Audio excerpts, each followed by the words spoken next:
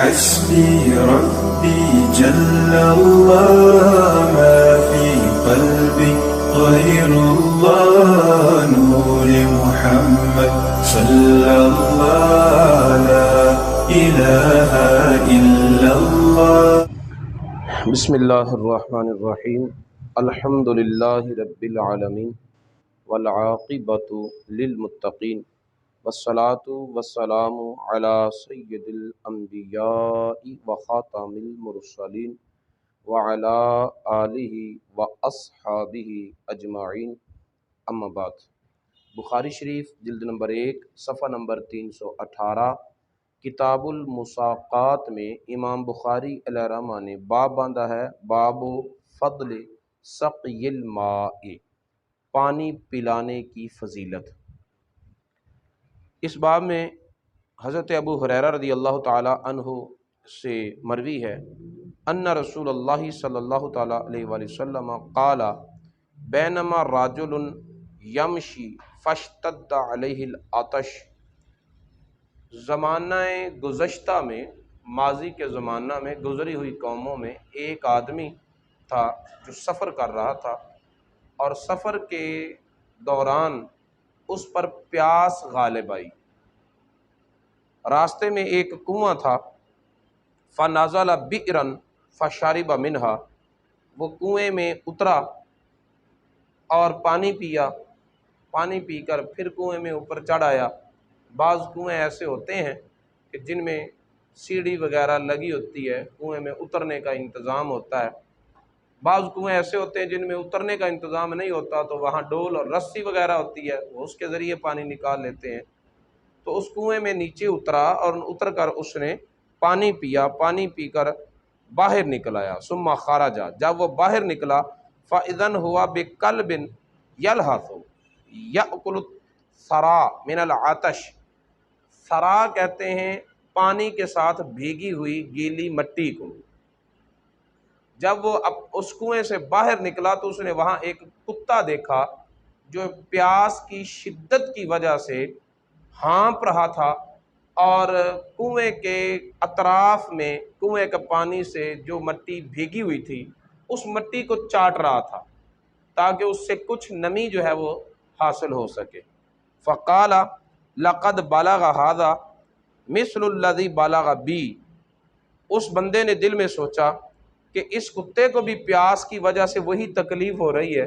جو مجھے تکلیف ہو رہی تھی. فنزل بیرا، وہ دوبارہ پھر کنویں میں نیچے اتر گیا. فملأ خفہ، اس نے اپنا موزہ، جوتا، وہ پانی سے بھر لیا. ثم امسکہ بفیہ، پھر اس موزے کو، جوتے کو اپنے منہ سے پکڑا. ثم راقیہ، اور اوپر کو چڑھا. ظاہر ہے ہاتھ میں پکڑ کر اوپر نہیں چڑھ سکتا تھا، اس موزے کو منہ سے پکڑا اور اوپر چڑھا. فسقی القلب، فسقل قلبہ، تو اس نے کتے کو وہ پانی پلا دیا. پیاسا کتا تھا، اس کتے کو پانی پلا دیا. فشکر اللہ لہ فغفر لہ، اللہ تعالیٰ نے اس بندے کا یہ عمل قبول کیا اور اس کی زندگی بھر کی خطائیں معاف کر، ساری گناہ اس کے معاف کر کے اسے بخش دیا. قالوا یا رسول اللہ وَإِنَّ لَنَا فِي الْبَهَائِمِ أَجْرًا. صحابہ کرام نے عرض کی، یا رسول اللہ صلی اللہ تعالی وسلم، کیا جانوروں کے بارے میں بھی ہمیں اجر ملے گا؟ تو رسول اللہ صلی اللہ علیہ وسلم نے فرمایا فی کل کابد رطبۃ اجر، ہر تر جگر والی چیز میں تمہیں اجر ملے گا. یعنی جس چیز میں زندگی ہے اس کی تکلیف کو دور کرنے پر تمہیں اجر ملے گا. اس حدیث مبارکہ میں یہ بتایا گیا ہے کہ کتے کو پانی پلانے کی وجہ سے وہ بندہ بخشا گیا. اب اس حدیث سے یہ جواز نہ نکالا جائے کہ کتوں کو پالنا جائز ہے، کیونکہ اس بندے نے کتا رکھا نہیں ہوا تھا، وہ پالا ہوا کتا نہیں تھا. راستے میں ایک کتا آیا، وہ پیاسا تھا، شدید پیاس تھی، اس نے اس کی جان بچا دی. اس سے کتے کے رکھنے پر کوئی جواز نہیں ہے. ایک دوسرا، وہ کتا اس حاجت میں تھا، ضرورت میں تھا کہ اسے پانی پلایا جائے. جبکہ عام کتے جو ہیں وہ اس حاجت کی نہج پر اور اس حالت میں نہیں ہوتے، بلکہ یہ ایسے جانور ہیں جو اپنی خوراک کا آپ انتظام کر لیتے ہیں، وہ خود بخود کہیں نہ کہیں سے کچھ نہ کچھ کھا لیتے ہیں۔ لہٰذا اس حدیث کو لے کر کتوں کو پالنا، انہیں دودھ پلانا، انہیں کھانے کھلانا، گناہوں کو بخشنے کی امید پر شروع کیا جائے تو یہ مقصد حدیث کے خلاف ہوگا، کیونکہ اس کے ساتھ ساتھ وہ حدیثیں بھول نہیں جانی جو چند صفحے پیچھے گزری ہیں کہ نبی پاک صلی اللہ علیہ وسلم نے کتے کو رکھنے سے منع کیا ہے، ٹھیک ہے۔ اور یہاں تو ماضی کا ایک قصہ ہے پہلی قوموں کا، ادھر تو رسول اللہ کا اپنا فرمان ہے کہ کتا رکھنے کی اجازت نہیں ہے، اور پھر یہ حدیث بھی گزری ہے کہ جس گھر میں کتا ہو رحمت کا فرشتہ اس میں نہیں آتا، ٹھیک ہے۔ لہٰذا اس طرح کی درویشی کا اسلام میں کوئی مقام نہیں ہے۔ جو رسول اللہ صلی اللہ علیہ وسلم کے احکامات اور تعلیمات شرعیہ کو صرف نظر کرتے ہوئے اپنے ذہن اور اپنی سوچ پر عمل کیا جائے، اس کو من مانی کہتے ہیں، خدا پرستی نہیں کہتے۔ خدا پرستی اسی کو کہتے ہیں جب اللہ تعالیٰ کے احکامات پر عمل کیا جائے۔ پھر اس حدیث مبارکہ میں گفتگو کرتے ہوئے بعض علماء نے یہ کہا کہ کچھ جانور موذی ہوتے ہیں، بچھو ہے یا چیتا ہے، شیر ہے، یہ موذی جانور ہیں۔ اگر ان جانوروں کی حالت ایسی ہو تو کیا ان پر بھی مہربانی کرنی چاہیے؟ ایک چیرنے پھاڑنے والا درندہ بھوک پیاس کی شدت میں ہانپ کانپ رہا ہے اور مرنے کے قریب ہے، آپ اس پر مہربانی کر کے اسے کچھ کھلاتے پلاتے ہیں، وہ اٹھنے کے قابل ہوتا ہے، وہ آپ کو ہی شکار کر لیتا ہے، تو اس حدیث سے یہ معنی نہیں نکالا جائے گا کہ موذی جانوروں پر مہربانی کی جائے، ٹھیک ہے۔ ہاں اگر اس کے حملے کا اندیشہ نہیں ہے، مثال کے طور پر جو موذی جانور ہیں ان کو پنجروں میں قید کر رکھا ہے، یا تو مار دو نا انہیں، کہ موذی ہے انسان کو تکلیف دیتا ہے، مار دو اسے، مارتے نہیں، آپ قید کر رکھا ہے، اگر قید کر رکھا ہے تو پھر اسے کھانا بھی دو، پھر اس کی ضرورتیں بھی پوری کرو، تڑپاؤ نہیں۔ موذی جانوروں کو مارنے کا حکم ہے، ان کو اذیت دینے کا حکم نہیں ہے کہ انہیں ترسا ترسا کے مارو۔ چھپکلی کو مارنے کا نبی پاک صلی اللہ علیہ وسلم نے حکم دیا ہے، لیکن ساتھ یہ بھی کہا ہے کہ جو بندہ ایک ضرب میں اسے مارے گا اسے ثواب زیادہ ہوگا، جو بندہ 2 ضربوں میں مارے گا اسے ثواب کم ہوگا، کیونکہ اس طرح اس کو تکلیف زیادہ ہو رہی ہے، اس کے ثواب میں کمی ہو رہی ہے۔ موذی جانوروں کو مارنے کا حکم ہے، لیکن ساتھ نبی پاک صلی اللہ علیہ وسلم کا یہ بھی حکم ہے کہ فَأَحْسِنُ الْقِتْلَةَ، جن جانوروں کو مارنا ہے ان کے مارنے میں بھی حسن اخلاق کو پیش نظر رکھو، کہ انہیں زیادہ تکلیف نہ دو، انہیں اذیت نہ دو، انہیں ترسا ترسا اور تڑپا تڑپا کے نہ مارو، بس مار دو اگر ان کی موذی ہونے کا اندیشہ ہے، ان کی اذیت کا خوف ہے۔ اس حدیث مبارکہ سے یہ ثابت نہیں ہوتا کہ موذی جانوروں پر بھی شفقت کی جائے، البتہ یہ ضرور ثابت ہوتا ہے کہ جو جانور تمہاری مہربانی کا محتاج ہو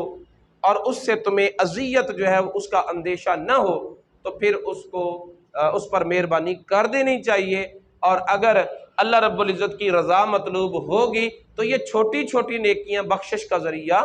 بن سکتی ہیں۔ پھر اس حدیث مبارکہ میں نبی پاک صلی اللہ علیہ وسلم کے علم غیب پر دلیل ہے کہ وہ بندہ کون تھا، کس قوم کا تھا، کس زمانے کا تھا، کس علاقے کا تھا۔ نبی پاک صلی اللہ علیہ وسلم نے اس کے دل میں پیدا ہونے والے خیال کا بھی بتایا ہے کہ اس نے یہ سوچا تھا کہ جیسے مجھے پیاس نے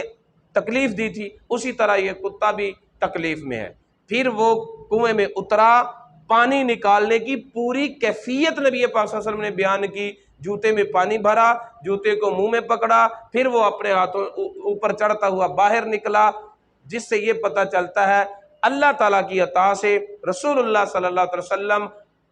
گزشتہ زمانوں کے، آنے والے زمانوں کے تمام تر علوم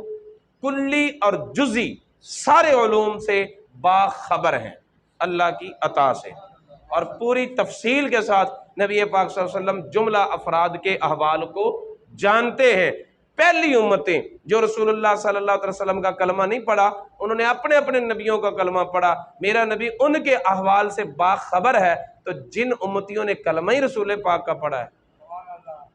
ان سے بے خبر کیسے ہو سکتا ہے؟ اللہ رب العزت نے اپنے محبوب کو یہ سارے خبریں اور علوم عطا فرمائے ہوئے ہیں۔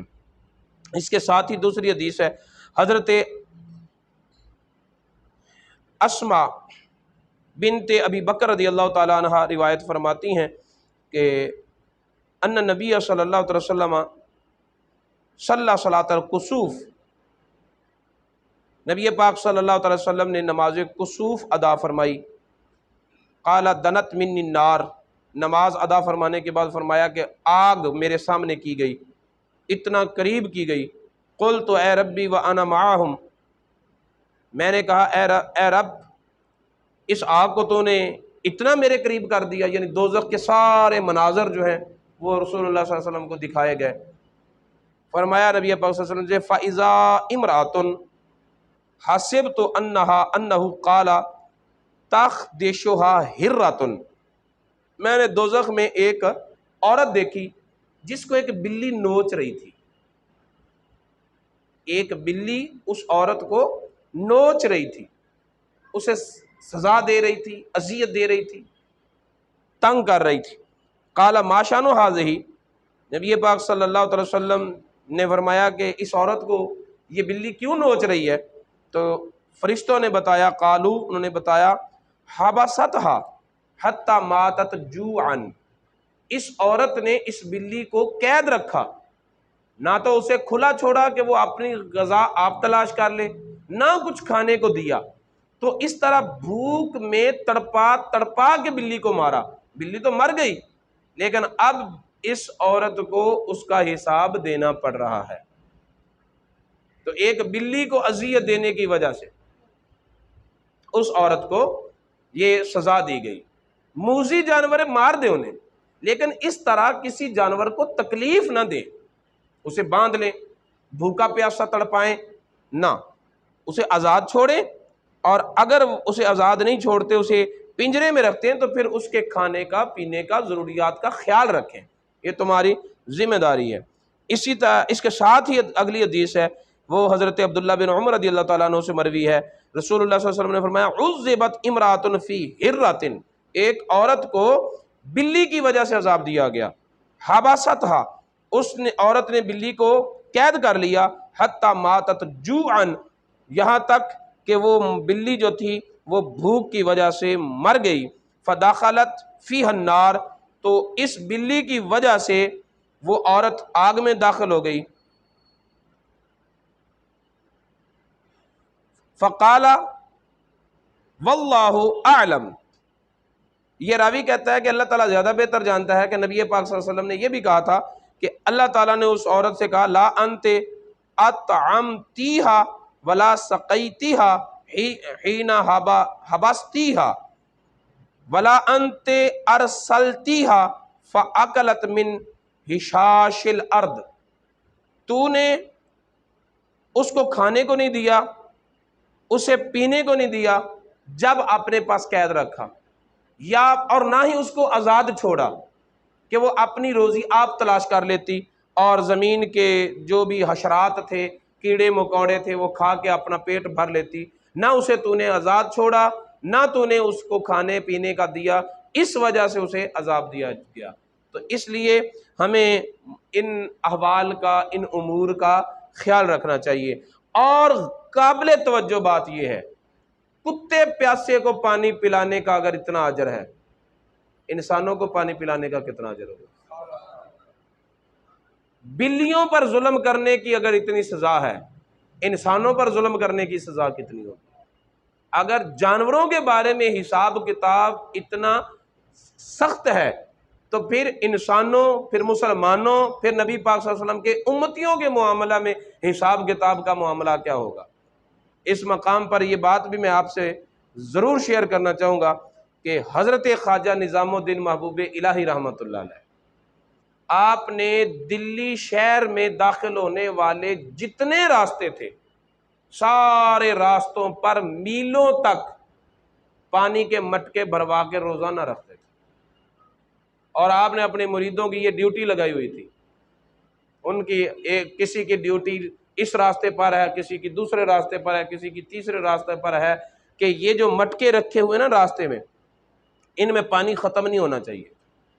پانی ٹھنڈے کا انتظام جو ہے وہ ہر وقت ہونا چاہیے۔ دلی شہر میں آنے والا کوئی ہمیں ملے یا نہ ملے، جو شہر ہمارے میں آ رہا ہو یا گزر رہا ہو، پیاسا نہ جائے۔ تو حضرت خواجہ نظام الدین محبوب الہی نے پانی کا اس قدر اہتمام کیا تھا، تو اللہ رب العزت نے پھر دیکھیں کہ خواجہ نظام الدین کو اپنا محبوب بنا لیا، ان کا لقب ہے محبوب الہی، یعنی اللہ کا محبوب، ٹھیک ہے۔ تو جو لوگ ان احادیث اور اس طرح کی تعلیمات پر عمل پیرا ہوتے ہیں، اللہ تعالیٰ پھر انہیں اس طرح کے عطائیں اور نوازشات بھی عطا فرماتا ہے۔ اللہ تعالیٰ کی بارگاہ میں دعا ہے کہ وہ ہمیں نبی بات کو سیکھنے اور ان پر عمل پیرا ہونے کی توفیق عطا فرمائے۔ حسبي ربي جل الله ما في قلبي غير الله نور محمد صلى الله